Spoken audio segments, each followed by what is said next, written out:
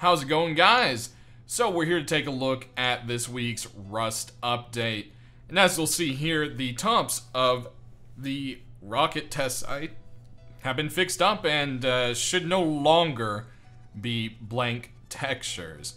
So today, there isn't a whole lot of anything that was really added to the game. They're working hard. They were trying to get the Bradley tank, or well, the Bradley personnel carrier into the game this week, and it just didn't quite happen. I'm glad they held out on it because something like that, you want it to be done right.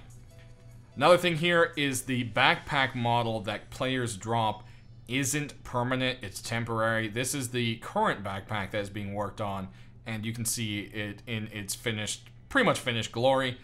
The only difference is, of course, the straps will be pressed up against the backpack because obviously you can't just have weird floating straps. It looks weird. But yes, this backpack isn't something for us to increase our inventory size. It's literally just what our inventory drops into. I know, I'm sad too, guys. Hopefully this means, though, eventually we'll see some backpacks in the game to do so. Next up, nodes have seen quite the beautiful overhaul. As you can see here, they look a lot more interesting, they stand out, but they also look more in tune with the rocks in the game, but they have a unique enough look to where they should stand out to you.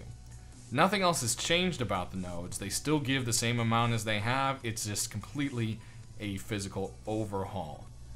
Here you can see the metal node in front and the sulfur node there in the back. They look quite nice, and I'm looking forward to seeing these new beautiful nodes popping up in the game.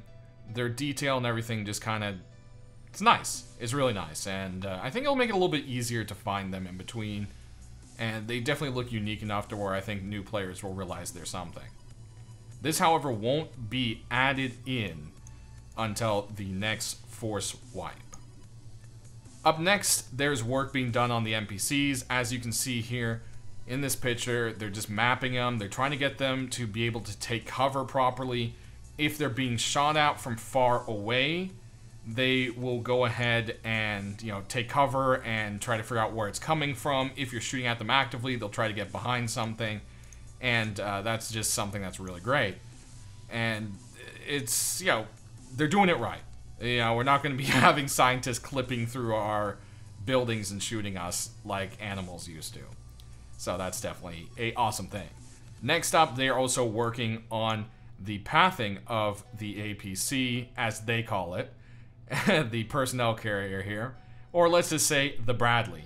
As you can see, they're making pathways, testing it out in a small area here. Not sure how big of an area it will patrol, but you'll see here coming up a little video clip. And this clip kind of just shows the, proof of concept of it, moving around, doing its own thing. And, of course, this is a small little test area of it just kind of moving around on the terrain. So, as you can see, it's getting there. They're also working on the sounds and so forth. They aren't permanent sounds. They said also the way the treads move and so forth and the suspension aren't quite finished.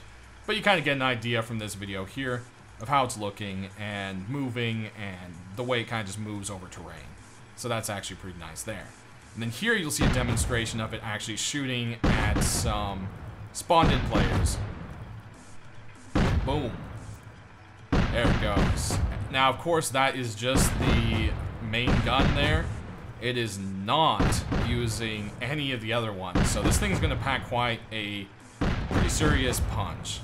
Other changes to it is it does have proper gibs now, and as of right now, it can be only damaged by explosives.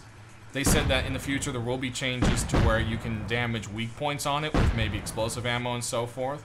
But as of right now, it takes 2 C4 and or 3 rockets. Or 3 rockets. So that's basically it there. We're going to go ahead and run that clip one last time. You guys can take a look at it there. As always, don't forget to leave a like to show your support, and we'll see you next week for more Rust updates and information. As always, thanks for tuning in, guys. See you later.